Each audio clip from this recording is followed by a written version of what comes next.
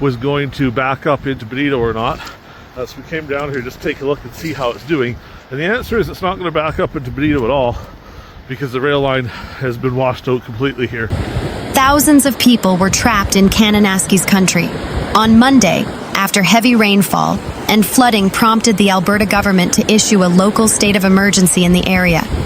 Alberta Parks said nobody was hurt, but the province closed a large section of Highway 40 due to dangerous conditions, including flooding on roads and in recreation areas. We estimate there's about 2,000 people impacted in this, said Alberta Parks Director for Emergency Management Michael Roycroft. The Evan Thomas Bridge was washed out in the downpour, leaving a hole the size of a vehicle, while a mudslide at Little Highwood made a section of Highway 40 impassable.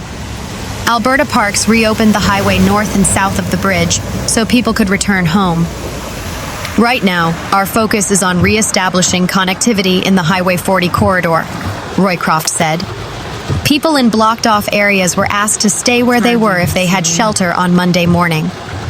Those without a safe, dry place to stay were asked to head to William Watson Lodge or the Peter Lougheed Discovery Center. Hundreds of people stranded in the area Monday were at Mount Kidd Campground. Among them was Ken Price Jones's wife, son, and dog, who were staying at the campground in a trailer. I'm just trying to figure out whether I can get my family out or get stuff to them, if need be, said Price Jones, who was at the blocked-off section of Highway 40, north of Kananaskis Village. Crews shut down the highway at Sibbald Creek, only allowing traffic to flow out, including about 500 guests of the Pomeroy Kananaskis Mountain Lodge.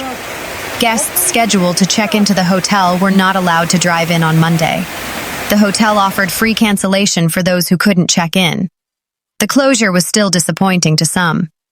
I'm upset because we can't go to the hotel and we can't go do all the activities, said 11-year-old Hannah Rashid.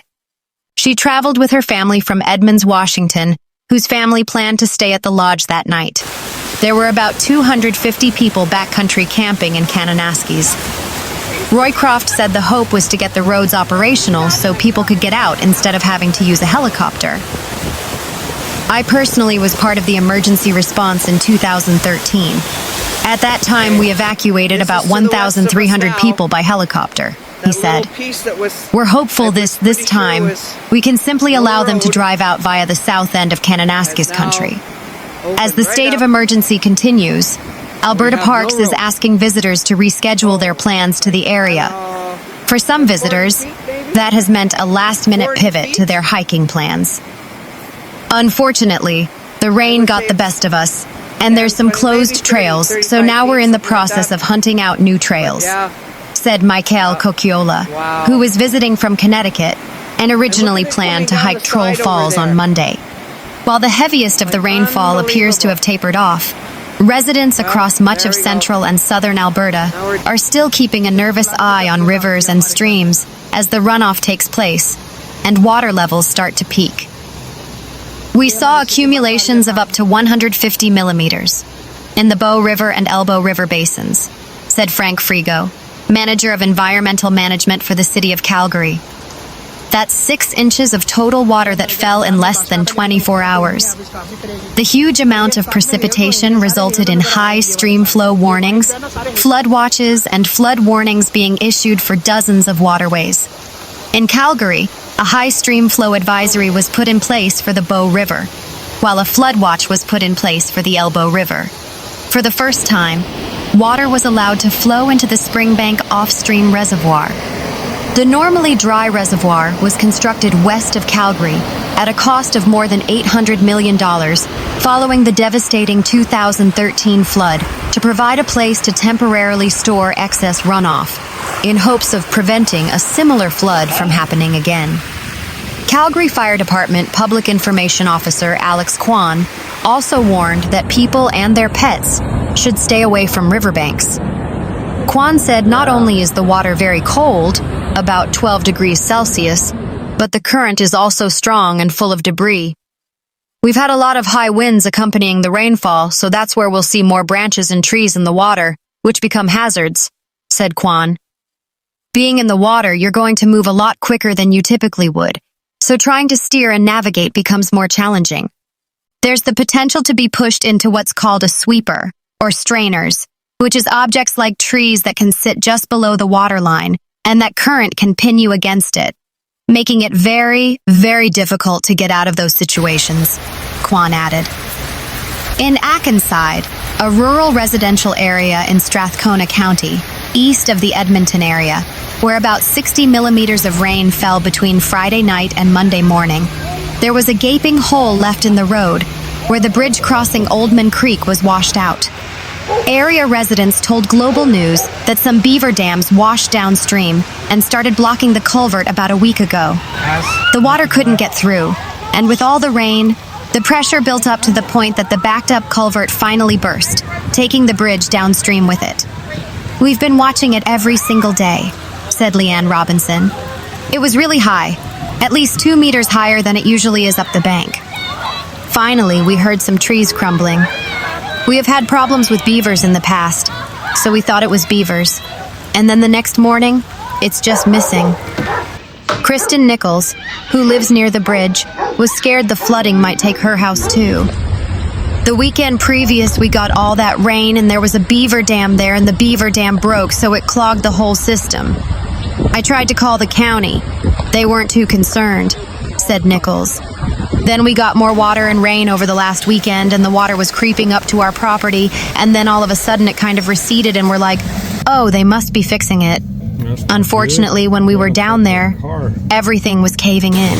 Everything fell in with the road and then it blocked the creek, so water wasn't going through at all," said Nichols. Nichols said they started to unload their house thinking it could get swept away. "Who knows if it gets that high, if they'll do anything tonight?" So, thankfully they did. The excavator came in and took it out and water is flowing. Emergency alerts also remain in place in Beaver County and Lac Sainte Anne County, with overland flooding continuing to block many roads.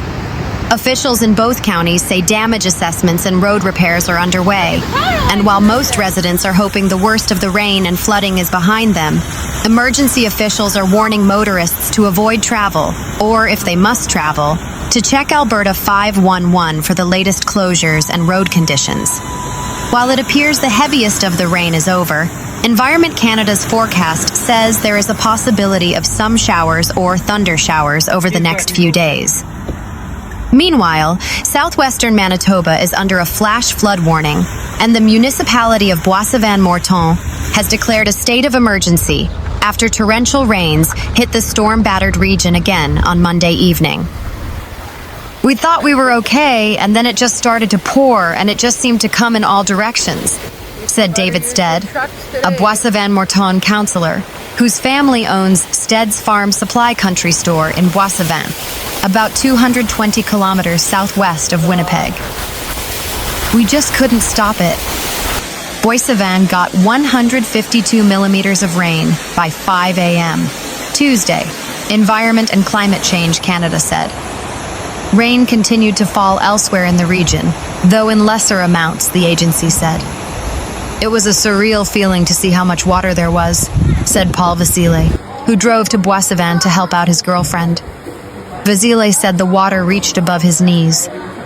"Honestly, looking down the stairs at the basement felt like a scene out of Titanic," he said. "There was furniture floating around. My carpet cleaner was floating around. It was just a mess." Other hard-hit communities include Deloraine with 130 millimeters, Minto at 113, and Shiloh at 100. Nipawa, Plumas, and Rivers all got 101 millimeters. Nipawa CAO Colleen Sinchishin said a campground in the area had to be evacuated Monday evening. "It's totally flooded down there," she said. "The evacuation was a good decision based on what we did see coming." The flash flood warning sent to a wide area by the Manitoba Emergency Management Organization just after 10 a.m. warned that many roads were unsafe due to floodwater damage. More rain is forecast, and dangerous high water conditions have caused a number of highway closures. A provincial spokesperson said in an emailed statement Tuesday afternoon. Non-essential travel in western Manitoba, including the Parkland region, is not recommended, the province said. Drivers should not cross flooded highways, should follow posted detours, and should check the Manitoba 511 website for closures and other advisories before planning travel. Manitoba Hydro said up to around 14,200 customers were without power during the storm, with some outages expected to last until Wednesday. Spokesperson Scott Powell said crews were still working to restore power to around 3,800 as of 5 p.m. on Tuesday. It was a fairly widespread incident, and that's challenging for us, Powell said, adding they also faced major access problems, particularly in the Parkland region.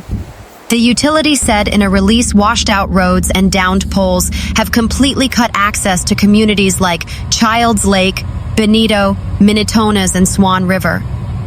The additional rain they got, some of that water is continuing to feed down and washing out more roads, Powell said. It is a challenge for our crews.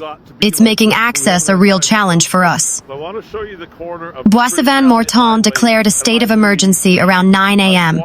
The municipality asked people to stay off flooded roads because of the danger of washouts or other hazards, and limit non-essential water use to allow the overwhelmed system to recover. It's the second time in a month southwestern Manitoba has dealt with such a storm. Earlier in June, the region was hit hard by a storm that caused extensive flooding. Storm-related flooding in a number of areas prompted the province to announce a province-wide disaster financial assistance program on June 11th. Basavan has cancelled its Heritage Day and Canada Day festivities set for Tuesday and Wednesday. Heritage Day is celebrated at the Irvin Gordon International Wildlife Museum, which is filled with around 10 centimeters of water, said Judy Swanson, Basavan-Morton's head of council. It's a mess, to say the least, she said. About 70% of the roads in the rural southern part of the municipality are either underwater or damaged by water, she was told by staff. Swanson urged people to stay off closed roads because they might be washed out. We don't know what's under that water yet. The worst of the rain lasted about an hour and a half and overwhelmed the municipality's sewer system, she said.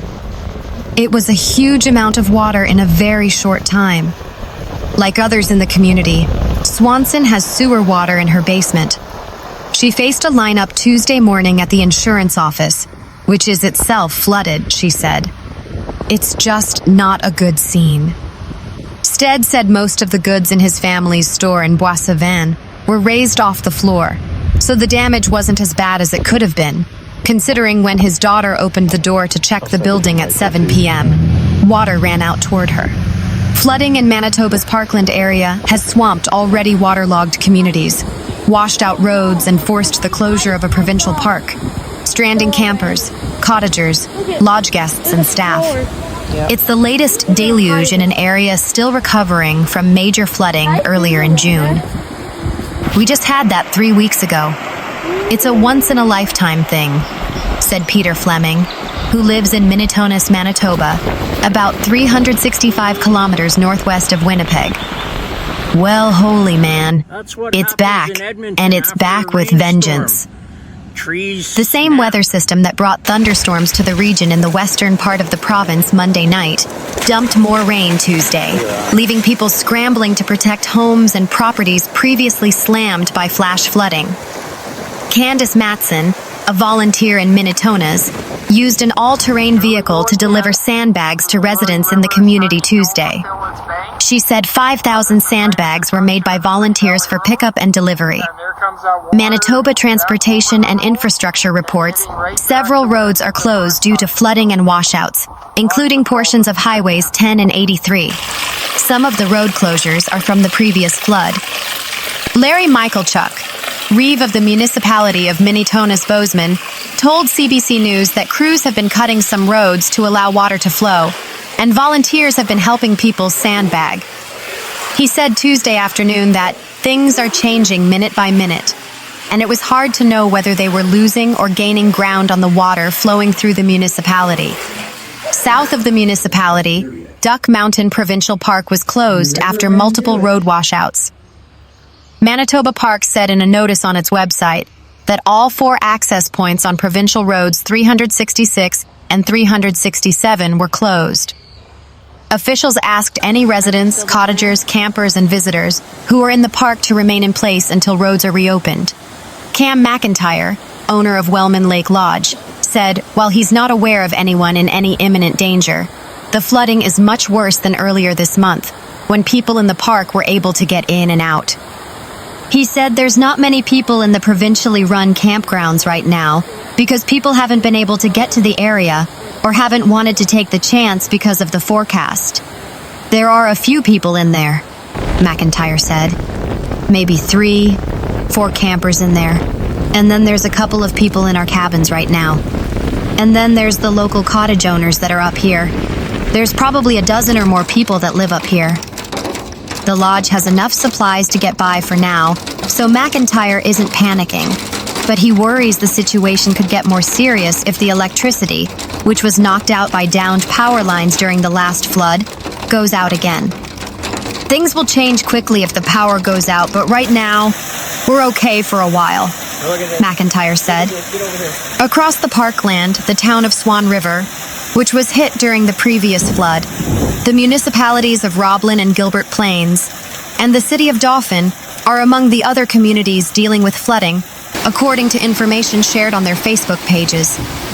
Residents in some of those communities are being asked to limit water usage to reduce the strain on wastewater systems, while Gilbert Plains posted that it has declared a local state of emergency.